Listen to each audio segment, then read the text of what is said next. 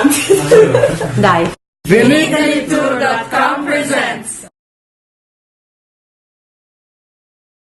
Welcome. Now we are in Valpolicella area in Veneto.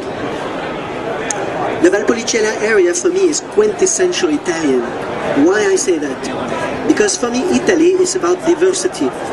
And here in this area we have diversity, definitely. We have diversity of grape varieties, we have diversity of wine style, we have white wine, we have red wine, we have light and fruity reds, but we have full-bodied, serious, characterful red, good for aging. And we also have sweet wines, but a sweet red wine. This is so interesting. Not only diversity of grape varieties, but definitely diversity of wine styles. So particularly the Veneto is this region here, and we are now in Valpolicella area. Here the Valpolicella area benefits from different characteristics that are very important, different influences. Number one, the Lake of Garda. This is very important for this area, because the Lake of Garda will preserve some warmth that it will accumulate during the day, so to preserve a general warmth during the night in this area. But at the same time it benefits from the influence from the Alps. So a current of cool air that is always blowing into the vineyards during the night to keep the area generally temperate and cool. The Valpolicella area is also very hilly, very nice hills, to help vineyards to be positioned at angle with a slope. And this is very good actually, because what happens when you have a vineyard with a slope is that you have a very deep drainage, and so you have a very deep roots system in the soil to benefit the wine in many ways. Not only will give the wine complexity, but it will also give the wine a good minerality. No problem, thank you. What is special about Valpolicella is that we have a light and fruity red that is called Valpolicella. This is a nice wine to drink young for its fruitiness, for its freshness. But in that area we make the wine in a very particular way, that we will take these grapes that we use for Valpolicella and we will actually dry them on straw mat in special rooms. These rooms are with the windows open to let the air flow through and dry the grapes for 3 to 4 months. This method is called appassimento, a method that is very, very particular of the Valpolicella area. When we dry the grapes, what happens? First of all, the water will evaporate from the grape and it will concentrate the sugar in the juice. It will make the berries, the juice, much more sweet. But also the skin will become a little bit like raisin. So when you make red wine, it is very important actually to macerate the skin into the juice. In this way you can get color, but you can get tannin, but you also can get flavors, because the flavors are actually captured in the skin. Because the juice is quite sweet, then you can obtain a higher alcohol level, and we will have a style of wine that is called Amarone. And Amarone is more full-bodied than Valpolicella. It's also higher in alcohol, and also it has character of dry grapes, which make the wine quite complex and also with some special long aging ability. So today I would like to invite here the producer to talk to us about this wine. Please, what is your name and which winery do you represent?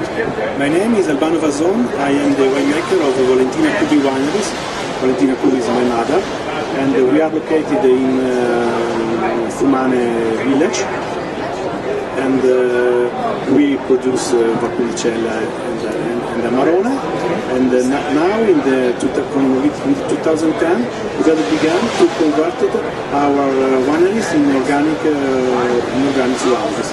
And with 2010 the Valpolicella cluster, Valpolicella Perico, we have the first our wines by organic agriculture.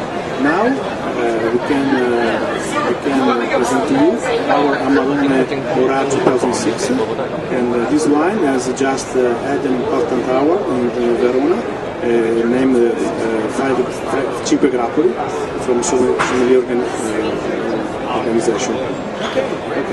Okay, very good.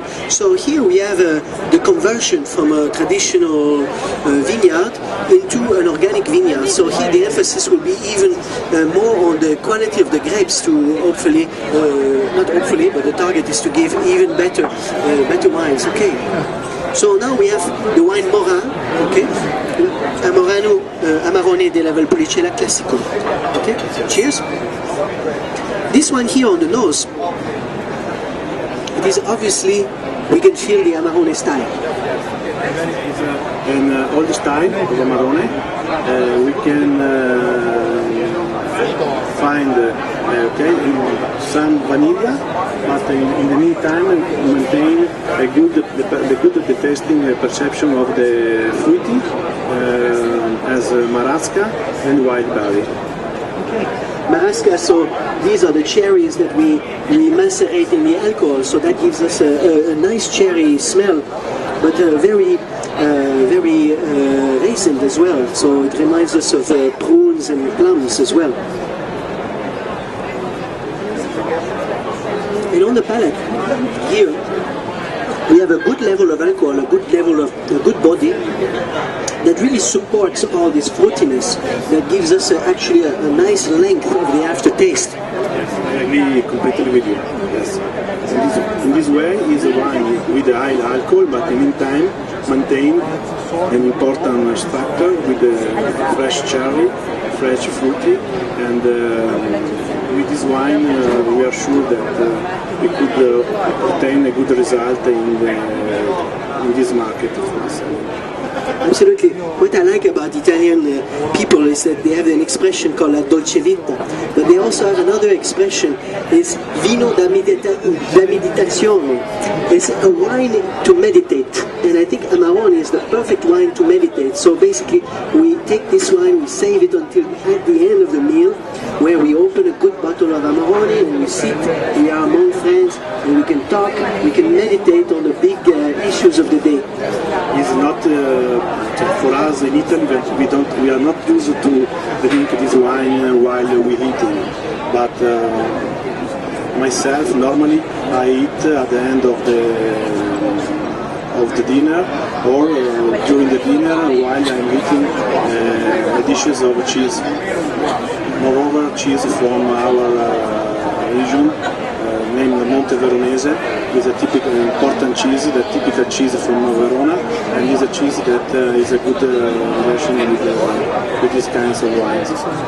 So this is, like you say, this is not a wine to necessarily automatically drink with food, but maybe we wait and maybe we have it with cheese or on its own. Or at the end of the dinner. The end of the dinner, so that we can talk with friends and do the meditation. In front of the fire. In front of the fire in the winter. Well, thank you very much. This was a very interesting experience, and I wish you the best success in Hong Kong. Thank you. Thank you. Thank you.